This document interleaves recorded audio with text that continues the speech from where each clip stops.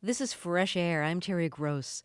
My guest is David Bowie. This summer, in celebration of the 30th anniversary of his glam rock classic, The Rise and Fall of Ziggy Stardust and the Spiders from Mars, an expanded version of the album was reissued on CD, and the concert movie is playing in select theaters around the country.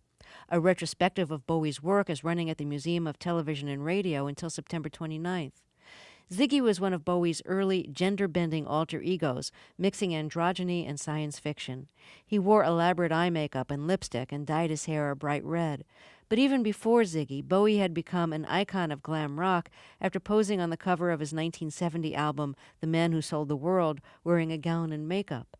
In much of his career, each album seemed to find Bowie with a different image and a new sound to match his new look. That persona-driven phase of his career ended years ago, but he still inhabits different characters in his movie roles. Bowie has a new CD called Heathen, featuring his latest songs, and he just completed a tour with Moby. Let's start with a song from his new CD. This is Afraid.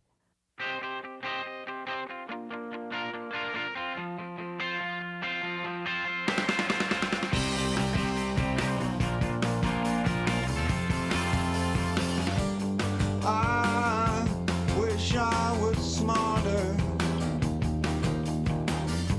I got so lost on the shore. I wish I was taller. Things really matter to me.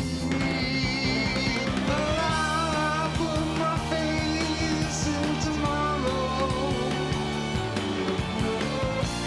I believe we're not alone. I believe in Beatles. I believe my little soul has grown. And I'm still so afraid. David Bowie, welcome to Fresh Air. Thank you very much indeed. Do you think of your new CD as having a theme or a concept? I didn't initially. I had two songs that I really sort of saw as bookends for the entire album. Well, one was Sunday, and the other one was called Heathen. And I recorded those two first. They became the sort of the whole focus for the album. And I really judged the other songs by those two. They were my kind of yardstick, rule of thumb of the weight of the material. So it was really the weight of the material rather than subject matter that kind of ruled the day. And if songs sonically fitted within those two, then they became part of the album. And I guess that dictated the sensibility of the thing. Do you have an alter ego to go with this particular CD? Nope. Is having an alter ego less important to you than it used to be? I think much has been made of this alter ego business. I mean, I actually stopped creating characters in 1975, for albums anyway. The only time that I've adopted characterization again since that point for my own albums has been an album called Outside that I did with Brian Eno a few years ago, which really had a myriad, maybe one too many characters, but it had a lot of characters on that, and I played all the parts. But that was done as a sonic theatrical piece of music. But the character thing really is sort of, for me personally, rather ancient history. But it's kind of, I guess over here specifically in America, the soundbitey thing really kind of stays around, and you're known by you're defined by the two or three things that the largest amount of people know about, and that kind of is who you are publicly. And mine is really Ziggy Stardust, characters, Let's Dance. That's me in the American, frankly, in the American eye. But in fact, in Europe, I'm more kind of this bloke what writes lots of stuff, and I kind of, I guess a greater number of the 26 or so albums that I've made are known in Europe than they are in America. Well, will there be a video for the new CD? No. Do you feel like you're past the MTV age? Oh, I think I was past the MTV when I hit 45, you know. I mean, I was lucky to get away with them then. I think, you know, you have to kind of face reality. And for me, radio and TV play for a younger generation, which is what radio and TV are aimed at in terms of music, are really not part of, are not going to be part of my life. So I have to rely, and many artists of my age have to rely on word of mouth. And I have very supportive fellow musicians, contemporaries and peers, and really young ones as well, who continually really speak out for me, which has been great. And opportunities with, say, friends like Moby, who invited me to do his tour this year. That sort of support really does such a lot. It's very good. Your new CD was produced by Tony Visconti, who worked with you from your first album through. And myself, it was a co-production. Good, thank you. You worked together from your first album through your 1980 album, Scary Monsters. How did you get hooked up to work again now?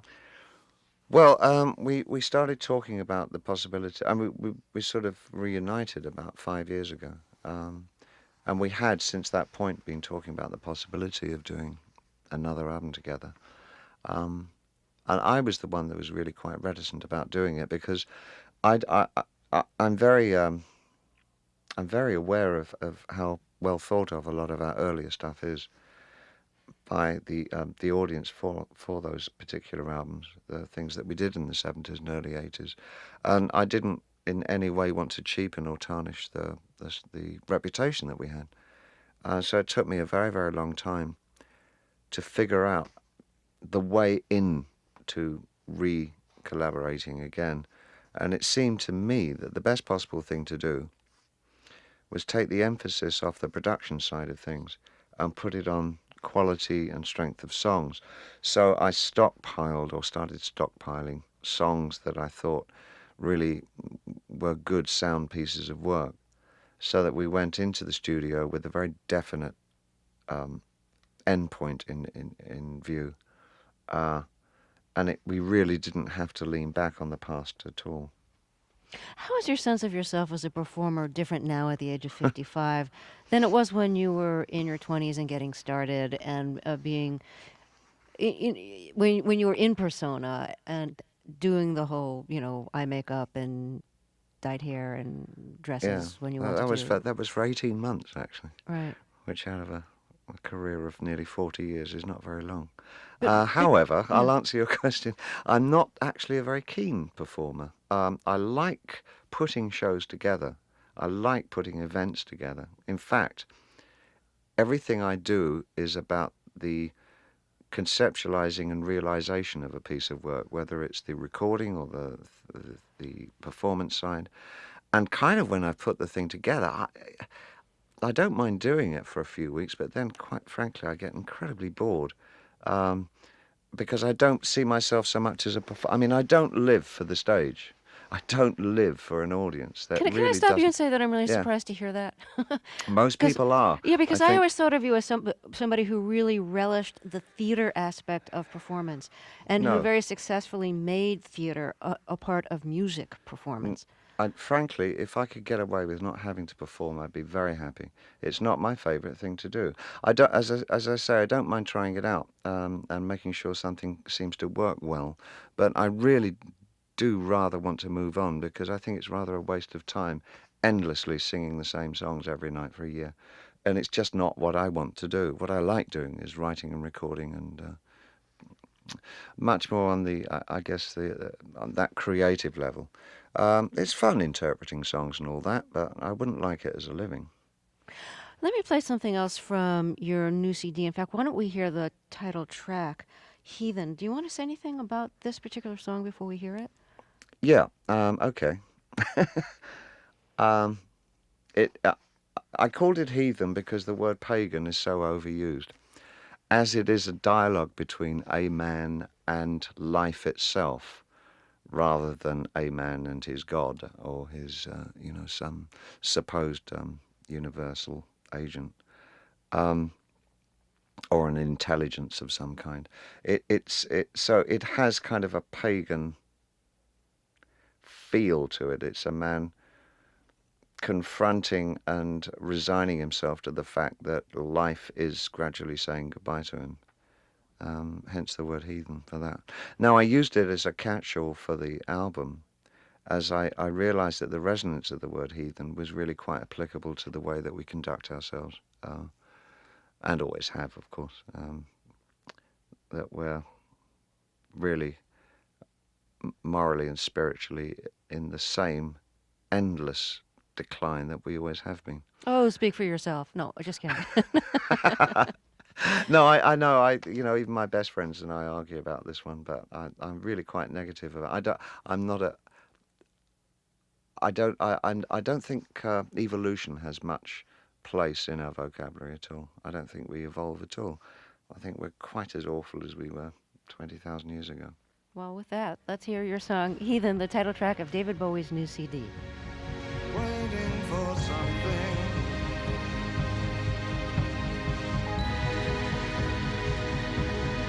Looking for someone.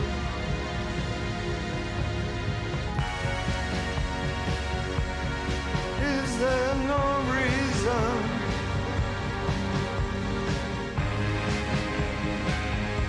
Have I stayed too long?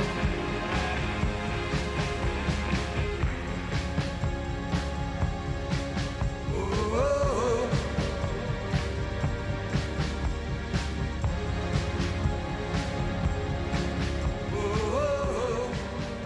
That's Heathen, the title track of David Bowie's new CD. We'll talk with Bowie after a break. This is Fresh Air.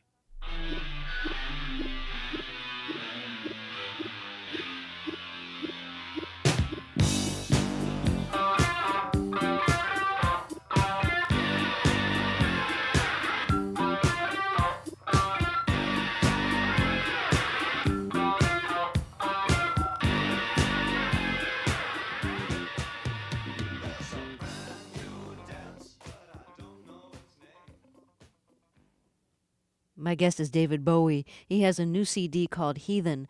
This summer, a digitally remastered CD of his 1972 album, The Rise and Fall of Ziggy Stardust and the Spiders from Mars, was released for its 30th anniversary. Here's the title track.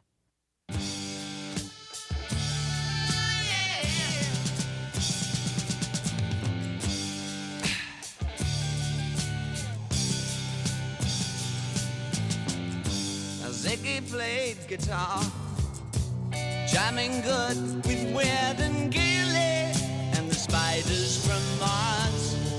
He played it left hand, but made it too far. Became the special man, then we were Ziggy's band. Ziggy really sang, screwed up eyes and screwed down hairdo, like some cat from Japan. He could lick 'em by smiling, he could leave 'em to hang. Became on so loaded man, well hung in snow white tan. Now, your movie, Ziggy Stardust, is back in theaters. It's been re-released. I'm going to ask you to describe creating the character, what you thought about when you were coming up with it, why you came up with it. Well, I guess the simple one-liner is that myself and my mates, and I guess a certain contingent of the musicians in London at the beginning of the 70s were fed up with denim and the hippies. And I think we kind of wanted to go somewhere else. And some of us, I think, us more pompous, arty ones, probably read too much George Steiner and kind of got the idea that we were entering to this kind of post-culture age, and that we better do something postmodernist quickly before somebody else did. So did you see the kind of gender aspects of your performance, dressing, sometimes wearing an evening gown, sometimes, often wearing lipstick, dyeing your hair, lots of eye makeup. Did you see the gender stuff as being a statement about postmodernism or a statement about sexuality? Well, neither. I think they were just devices to create this new distancing from the subject matter. There was a kind of a diffidence, an idea that really hadn't been thought of before, that the history of rock could be recycled in a different way and brought back into focus without the luggage that comes along with it. It was a sense, a very strong sense of irony. I think it became the foundation of two or three of us. I mean, I'm wary of the word glam because I think that became the all-inclusive term for any bloke with lipstick on, which is fine, and that's what it is when it comes down to the public level. The public, obviously, they take things in a very simplistic fashion, and so they should. That's why we have such wonderful television. But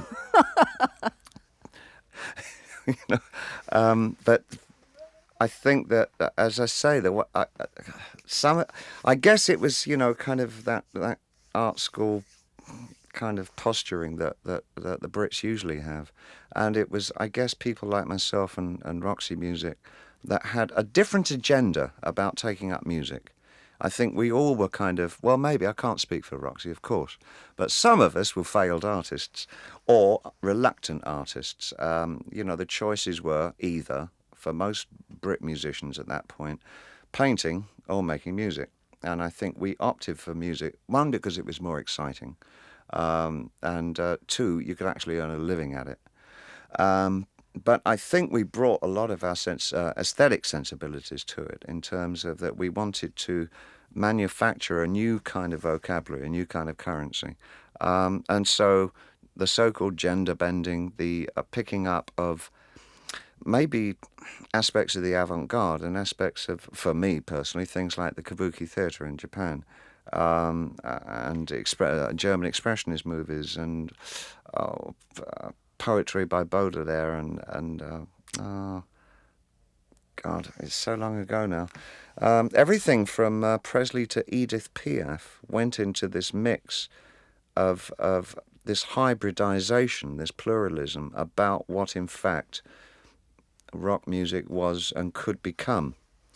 That wasn't really a very simple answer to anything at all, was it? No, Sorry but about it was that. a good answer. Well, it was a pudding, It really was a pudding. It was a pudding of new ideas. And we were terribly excited. And I think we took it on our shoulders that we were creating the 21st century in 1971. That was the idea. And we wanted to just blast everything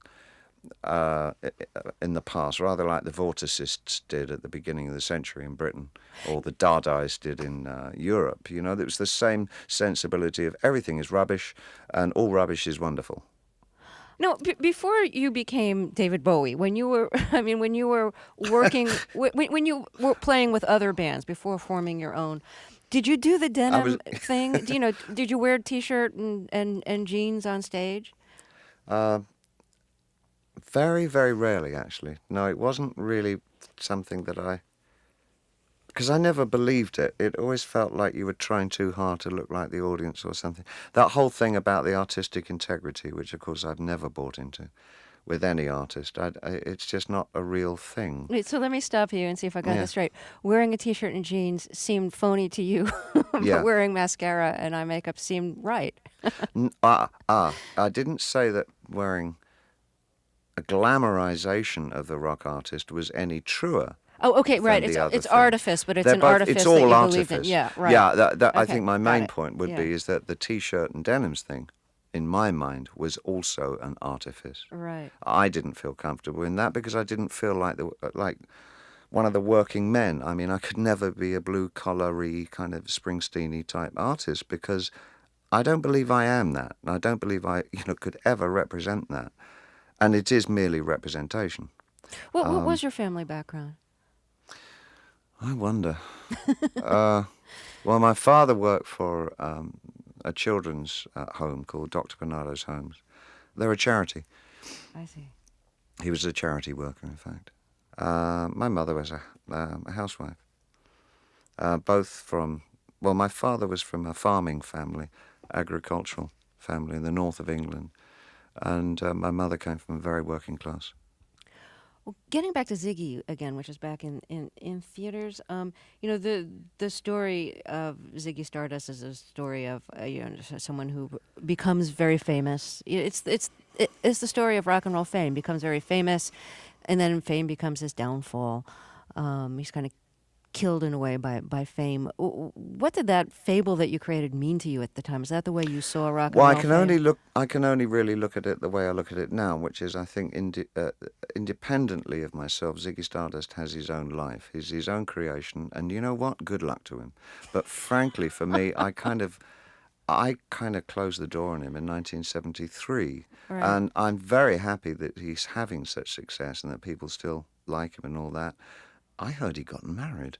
Anyway, I personally have another life, which doesn't belong to Ziggy Stardust, and I do tend to not really get that involved in what I've done in the past. I do kind of leave that up to other people, and that's much how I feel about Ziggy. I kind of prefer the audience and maybe writers or commentators or whatever to make what they will of the Ziggy Stardust period and character, because it actually doesn't interest me much now.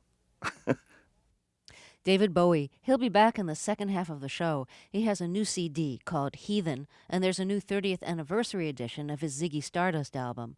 From it, this is Rock and Roll Suicide. I'm Terry Gross, and this is Fresh Air.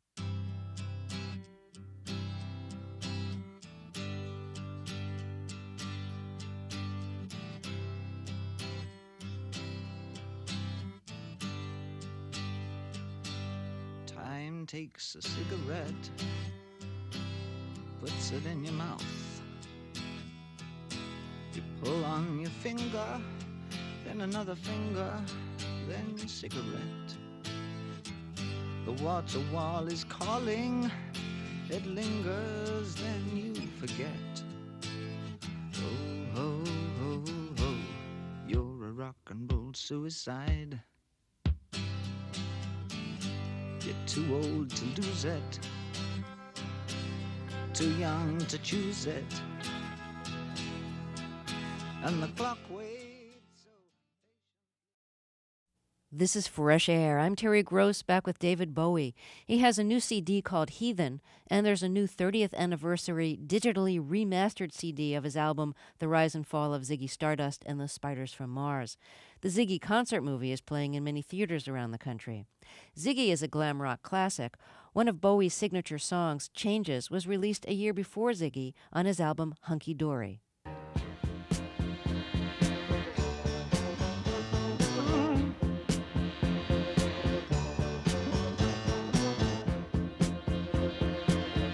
Still don't know what I was waiting for, and my time was running wild, a million dead-end streets, and every time I thought I'd got it made, it seemed the taste was not so sweet. So I turned myself to face me, but I've never caught a glimpse how the others must see the faker. I'm much too fast to take that test. Changes. Turn and face the strain. Changes. Don't wanna be a richer man. Changes. Turn and face the strain. Changes. It's gonna have to be a different man. Time may change me, but I can't trace time. Let's get back to our interview with David Bowie. I've read about something that I'm sure a lot of people have asked you about, which is that when you were 16, you were in a fight that blinded you in one eye and I think paralyzed the muscle. I have no idea, though, what happened in the fight. Did you typically get into a lot of fights when you were that age, or was this an unusual development? Well, firstly, no, I was 13, not 16. Oh, okay. And it was my best friend hit me because I'd pulled his girlfriend. So I think probably in his mind he had every right to do that. And yeah, how horrifying the was greatest it? thing, well, it was very uncomfortable. Um, the best thing part of it, of course, is that we still remain very close friends. And I can't remember, it must be, what, 40 years later? And you lost the vision in that eye. Pretty much so, yeah. As as an artist, how has it been difficult to see what you want to see, to have full depth perception for creating and for looking? Um, Do you know what I mean? Is it? I probably take in more in one eye than most people do with two, so I think I'm all right. Hmm.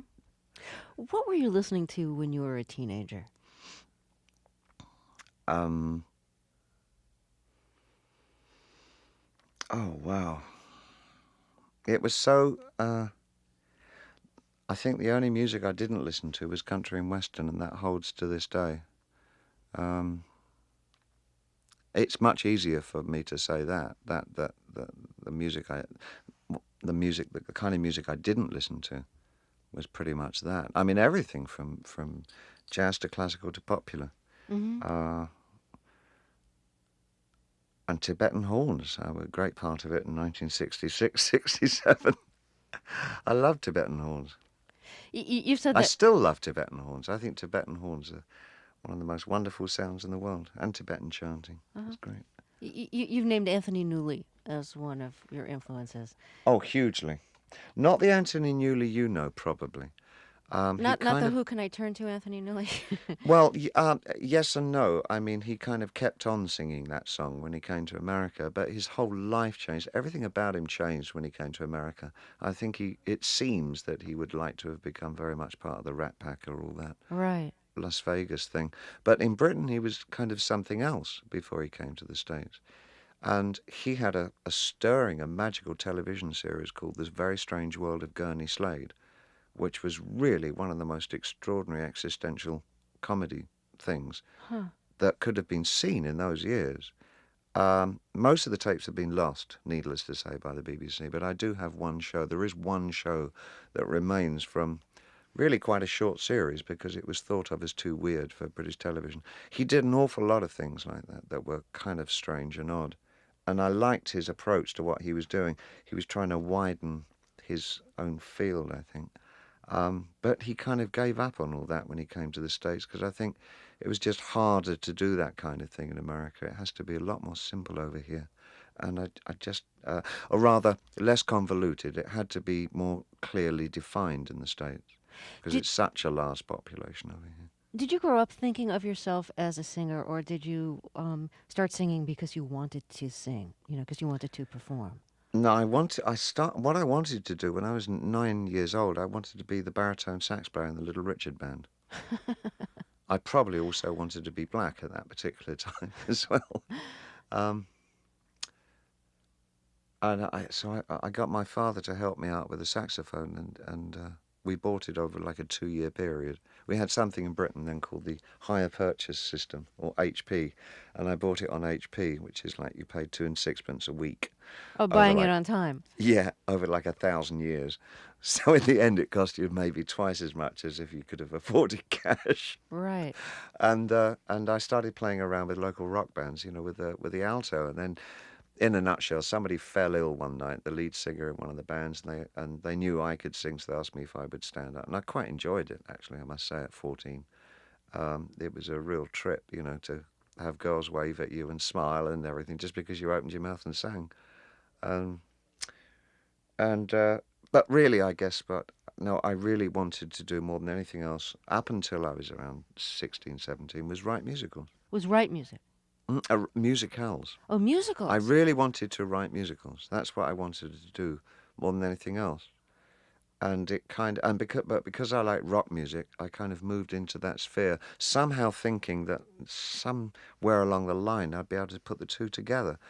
And I suppose I very nearly did with the Ziggy character, but I had such short attention span and got disinterested so quickly after I'd created some kind of project that I wanted to move on. And I never really got the book together for the thing. So I had all the songs and the characters.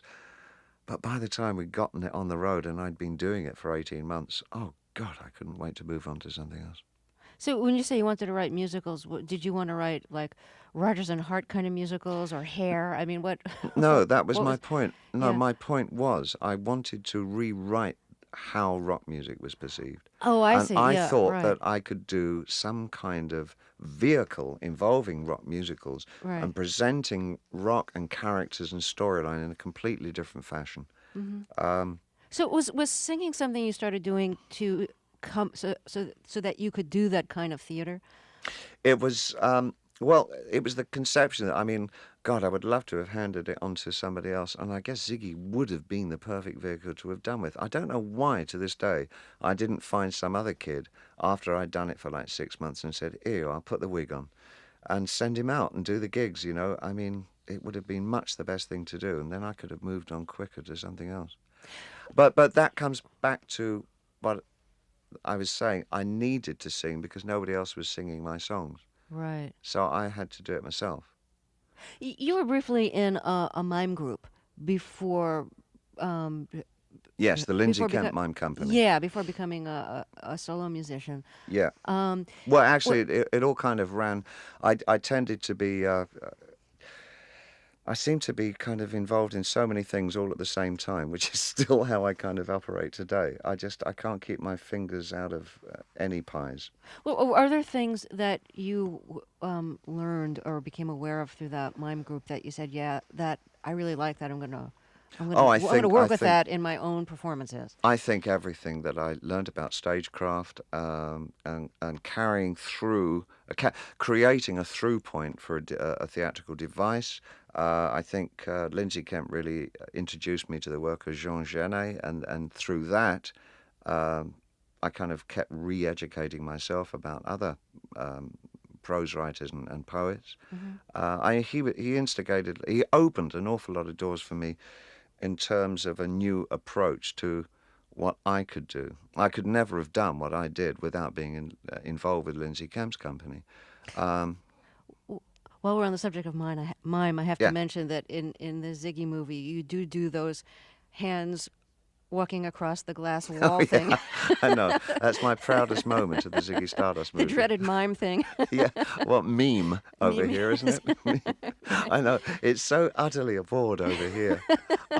We didn't know that in England because we love it over there. And it broke our hearts when we came over here and realized that memes were kind of tantamount to some kind of artistic criminals. My guest is David Bowie. He has a new CD called Heathen. We'll talk more after a break. This is Fresh Air.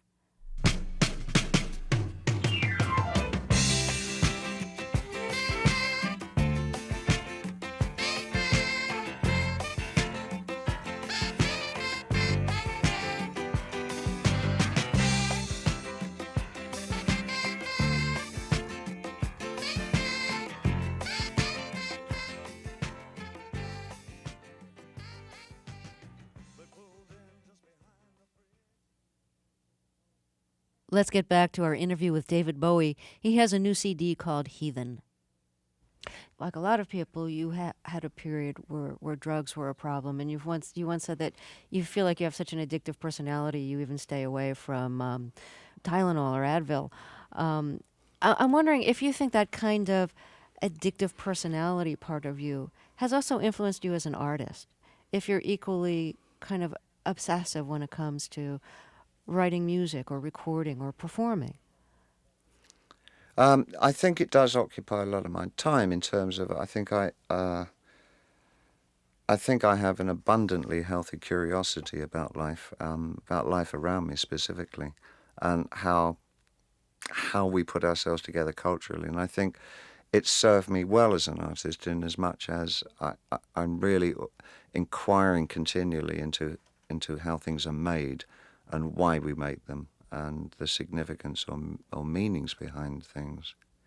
It would only be productive if there's an element of or some sense of cohesion or talent within the artists themselves. I mean, I know a lot of musicians and writers and painters that are completely obsessive and addicted to both drugs and what they do. Mhm.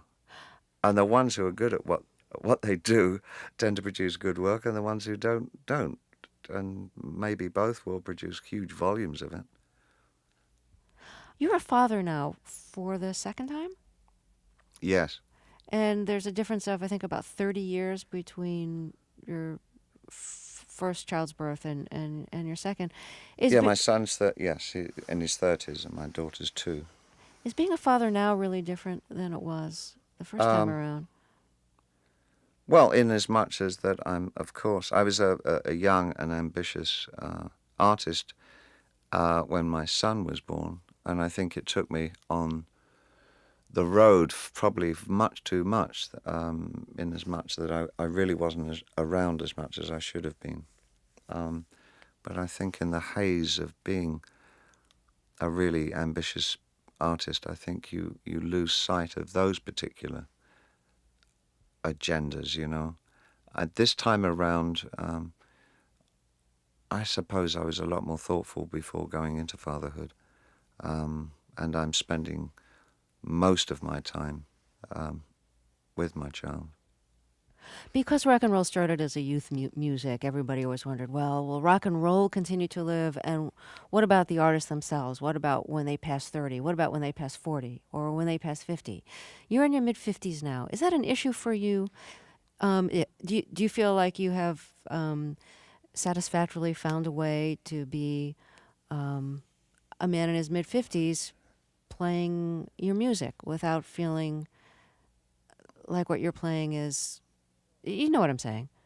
That you're playing music that speaks to who you are and where you are now. Having not really written any generational songs, I think maybe 2 or 3 of the songs that I've ever written have any bearing on the age of the listener. My stuff tends to be far more concerned with the spiritual and with subjects like isolation and being miserable. So I think that sort of touches on really any age group. So in my terms, they're just songs. The vehicle for those songs is a music that did indeed start as a youth culture music. But it is aged well in itself, and it has become a vast and complex thing now, with so many subdivisions and styles and variations. No, it's just what I do. I mean, I wouldn't know how to write and play any other kind of music, frankly. David Bowie, thank you so much for talking with us. My pleasure. David Bowie has a new CD called Heathen. There's a limited edition version that has a new recording of the song Conversation Piece, which Bowie first recorded in 1969 and released on his album Space Oddity. Here's both versions back to back.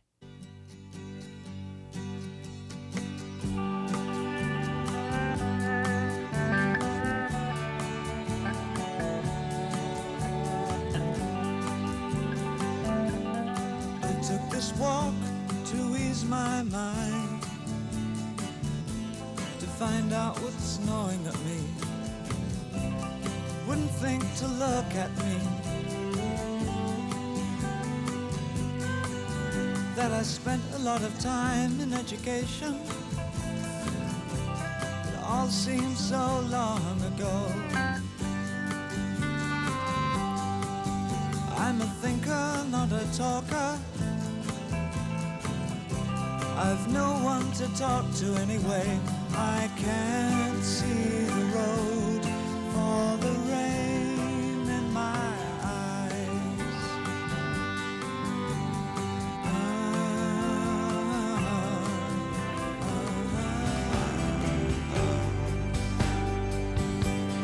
I live above the grocer's store,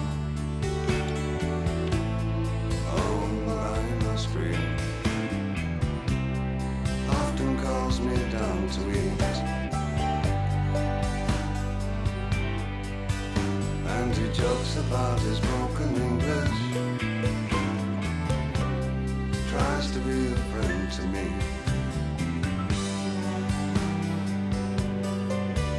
But for all the years of reading conversation, I stand without a word to say. I can't see the bridge for the rain in my eyes.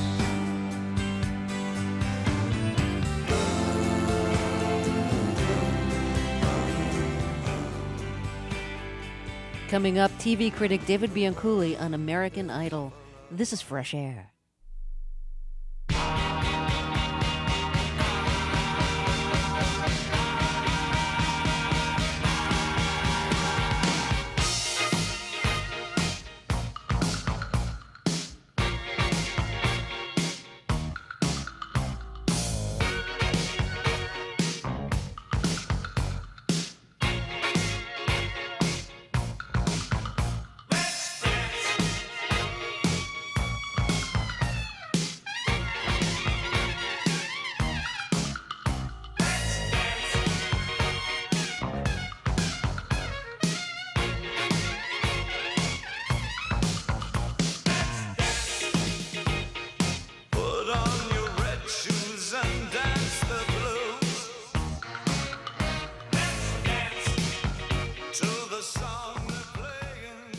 Fresh Air's executive producer is Danny Miller. Our senior producer today is Roberta Sherrock. Our interviews and reviews are produced and edited by Amy Salat, Phyllis Myers, Naomi Person, Monique Nazareth, Anne-Marie Baldonado, Patty Leswing, and Jessica Chu. Sue Spolin directed the show. I'm Terry Gross.